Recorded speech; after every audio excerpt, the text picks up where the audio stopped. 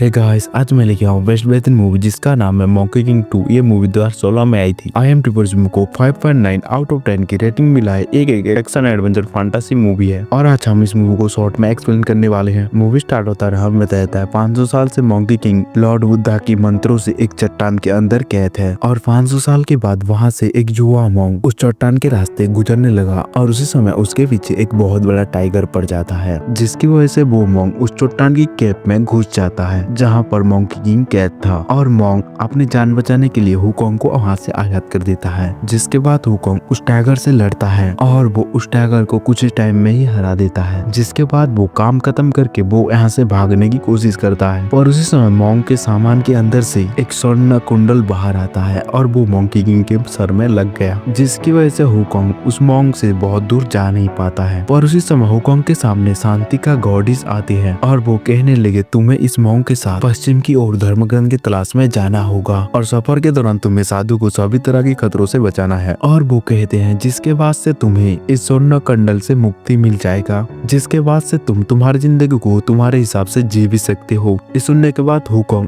Monk के साथ आगे बढ़ने लगा और उस सफर के दौरान उनके साथ और दो डीमन मिलते हैं और उन दोनों को भी गॉडेस ने चुना था, जिनका नाम बाजी और उजी होता है। और उस सफर के दौरान उनको कई खतरे का सामना करना पड़ता है, लेकिन सबसे बड़ी चुनौती तब आती है जब उनके सामने एक सफेद डीमन पड़ जाता है और उसका मकसद पास एक ही था, किसी भी तरह उस मॉन्क को खाना, क्योंकि उस व्हाइट टर्टल की मानना था कि अगर वो मॉन्क को खाता है तो वो अमर हो जाएगा। और वो उस दौरान उस मॉन्क को अपनी जादुई शक्ति से मॉन्क को बहुत सारे छलावा देता है और तो और वो अपने रूप बदल के उन चारों की बॉन्डिंग को तोड़ने की कोशिश करता है। लेकिन हुकोंग उस चुड़ैल की छलावा को हर बारी समझ जाता था और वो मॉन्क को बचा लेता था। लेकिन वो चुड़ैल हर बारी एक दर्द से भरा हुआ मासूम इंसान बन के आता था और उन सभी को हुकोंग मॉन्क के सामने ही मार डालता था, जिसकी वजह से मॉन्क को लगता है कि हुकोंग को हर एक इंसान के अंदर शैतान नजर आ रहा है। इन सभी की वजह से मॉन्क बहुत ज्यादा परेशान हो चुका था, जिसकी वजह से वो हुकोंग को बहुत ज्यादा डांटता है और अंत में हुकोंग को इस सफर से निकल जाने के लिए कहता है। और हुकोंग के पास भी उन शैतानों को मारने का अलावा कोई काम नहीं था, जिसकी वजह से वो भी मॉन्क को कुछ समझा नहीं पाता है और वो वहाँ पर